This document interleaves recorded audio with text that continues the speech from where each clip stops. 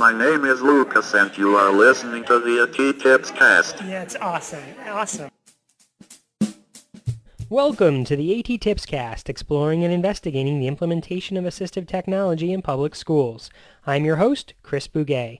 This is episode 109, recorded on February 13th, 2013. Recently, I was fortunate enough to attend a workshop at George Mason University by John Halloran, who is the Senior Clinical Associate for the Center of AAC and Autism. The focus of the workshop was on an augmentative alternative communication approach known as language acquisition through motor planning, or LAMP. The workshop was excellent in that it was both fun and engaging. I found that my thinking, training, and practice surrounding AAC lined up pretty much with what he was saying. And yet I learned a few new things as well, all of which I'm about to share with you as A.T.TIPS 312 through 318.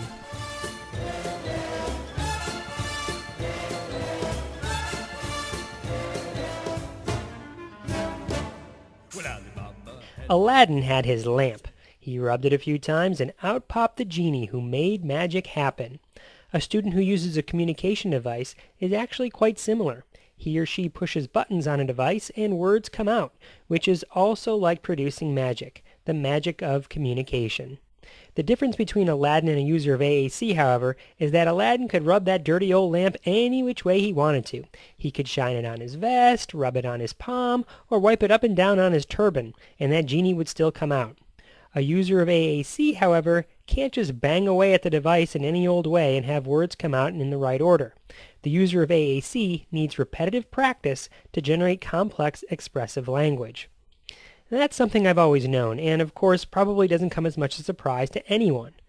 During the LAMP workshop, there were actually quite a few things that were reinforcing about my own practice. First and foremost, it was stressed that, when it comes to language acquisition, the most powerful, motivating moments come from having fun. When helping a student learn how to communicate with an AAC device, one should remember that it isn't drill and kill that works best, but rather having fun, meaningful moments.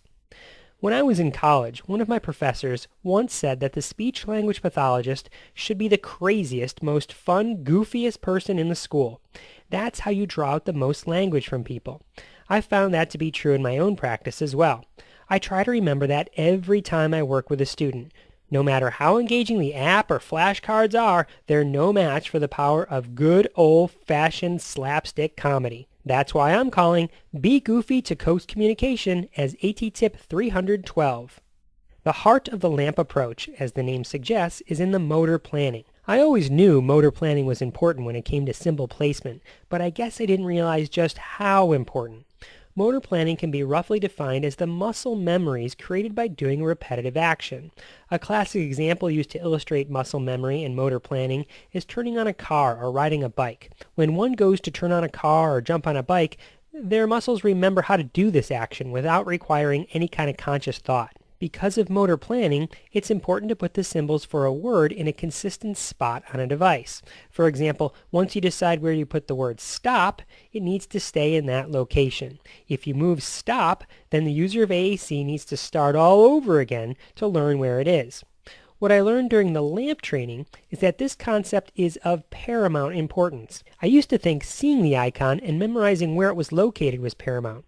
According to John Halloran, however, it's not seeing and memorizing it, but building the motor memory. To draw a parallel, if you think of the grid on a device as the game Battleship, you might place the word stop at cell A3. In LAMP, it isn't the act of seeing and remembering consciously that A3 equals the word stop, but the movement of the finger going to A3. In this way, each unique motor movement equals a word. So it's not so much where stop is located on the device, but that the movement to get to stop needs to be consistent. The power is not in pushing the buttons, but the motion in between the activations that count as a word. It's this consistent motion that is of most importance. The word stop is equal to one unique motor movement. In fact, every word has its own unique motor movement. Learning these patterns by repeating them and never ever changing them allows the user of AAC to build muscle memory patterns, and that's why I'm calling Keep Symbols Where They Are as A.T.TIP 313. In time, the user of an AAC device becomes proficient with their device in the same way as a musician who has learned to play the piano or the guitar. Musicians just play a song using motor memory, not consciously thinking about every movement, and that's very similar to how it works for a person learning to use an AAC device. Of course, the vocabulary system used in the LAMP method centers around core vocabulary. You've heard me mention core vocabulary before, so I won't spend time now explaining that concept. LAMP works with any language system, but John Halloran and his wife have put together a core vocabulary board for people, taking away the guesswork about where words should be placed. When initially implementing a communication device, always start with the maximum number of cells as possible. This, of course, means you want to have the cells be as small as possible to fit as many as you can on the screen or on the board. A student's ability to target cells will impact this decision. If a student has trouble targeting small cells, then larger cells might be required, which ultimately means less vocabulary on the main screen. The use of a keyguard might help students target cells too. In fact, let me throw in use of a keyguard to help a student with direct selection as A.T.TIP 314. If a student doesn't absolutely need a keyguard to help target cells, then don't use one. And I'm going to call start with the most cells as possible when implementing an AAC device as A.T.TIP 315. For years, when I've been making grids for students, I always put semantically similar words together on the screen. On went next to off. Up went next to down. Stop went next to go. The thought of putting these words together was based on making them easier to find for the beginning user. But, hello, what about the long-term consequences? I can't believe I never thought of it before, but Halloran explained that it's better to move semantically similar words farther apart on the grid, not keeping them together. It makes total sense to do this, and here's why. First, accidental hits won't be misinterpreted by the listener because the mishits will be out of context. For example, let's say we place hungry and thirsty close together on a board because they are semantically similar. A user of AAC who is thirsty goes to press thirsty but presses hungry instead. There's no indicator to the listener that the person had a mishit. The listener would have no reason to think the AAC user wasn't hungry. But if hungry and thirsty were far apart, then when the user accidentally hits I am book instead of I am thirsty, because book is next to thirsty, the listener would be like, I am book? What? You aren't making any sense. What are you talking about? And then a repair communication interaction can take place from there. Secondly, since the importance is being placed on the motor pattern and not seeing where the symbol is located, that user doesn't need the semantic reference to help them remember where the word is located for the long term. The remembering comes from the motor pattern. Therefore, as long as the motor pattern is consistent and unique to each word, where the symbol is located in relation to other semantically similar symbols is irrelevant so long as they are some distance apart. For these reasons, place semantically similar words apart on an AAC device is A.T.TIP 316. Finally, the other big important trick I learned from the LAMP workshop was that some users of AAC will pass off a phonetically similar word as another word to convey a message in context. For example, when meeting a person named Heather for the first time, a user of AAC might say, "Nice to meet you, Feather." The words Heather and feather are phonetically close enough that in context the listener will hear heather, not feather. This revelation was a significant game changer for me, especially when you begin to think about word combinations. Using words that are phonetically similar can become extremely important to help decrease the amount of fringe vocabulary a user needs to access. Now, what I'm about to describe won't work for everyone, but it will work for some, and it's always better to assume competence.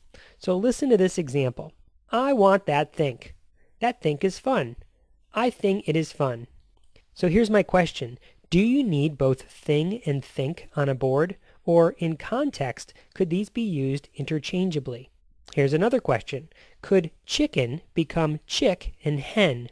These two examples also have similar meanings. Anything you can think of is a thing, and anything is a think.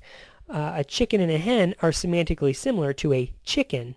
But even for words that aren't semantically similar, it still works. Do you need the planet Uranus on a communication board? Or could a user state you, ran, and us to make the word Uranus? Does a user need the planet Saturn on a communication board, or would it be better to use sat and turn?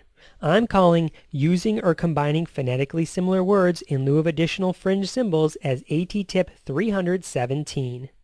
I wonder how many other phonetically similar words could be combined when it comes to fringe vocabulary. Finally, there is one other little training tidbit I thought of during the workshop. When training individuals on the use of implementation of AAC, show teams end-user videos, especially when you think the user will be using the AAC device for the long term. What do I mean by an end-user video?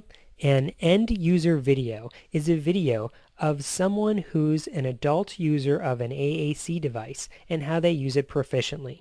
End-user videos are examples that serve the purpose of this is where we are headed and give everyone a long-term vision or direction. As implementation continues and on bad, tiring, or frustrating days, whip out these videos to remind people of what's at stake and why they are working so diligently. Let's call Show Teams End User Videos A.T.TIP 318. If you want to see an example of an end user video, you can go to the blog A.T.TIPSCAST.com. So those were some of my big takeaways from the LAMP training. I hope they give you some things to think about when it comes to considering AAC for users, because the results can be magical. I can show you the world, shining, shimmering, splendid. Tell me, princess, now when did you last let your heart... I'd like to thank Lucas McCarty for the bumper that you heard at the beginning of this episode. Lucas was a special guest speaker at the workshop, paid by John Halloran to share his knowledge, experience, and voice. Lucas is featured in a movie called Only God Could Hear Me, and is the subject of a book by T.R. Pearson called Year of Our Lord, Faith, Hope, and Harmony in the Mississippi Delta. I have links to both the book and the video on the blog A.T.TIPSCAST.com. Also, I recently returned from the annual ATIA conference in Orlando. It was a great time catching up with old friends and meeting new people. One of the sessions I did was a 20-minute vendor session on AT-Eval to Go. To my surprise, the vendor area was packed with people sitting on the floor and crowding around the edge. I put some pictures of the event, which was a bit crazy to say the least, up on the blog AT-TIPSCAST.com. It was great to talk to actual users of the app who were excited to tell me how much time it was saving them and how it was just what they were looking for to help them conduct consultations and evaluations. That was just great to hear. And that about does it for this episode. Until next time, may all your interventions be inclusive, may all your strategies be supportive, and may all your experiences with language acquisition be motorically planned.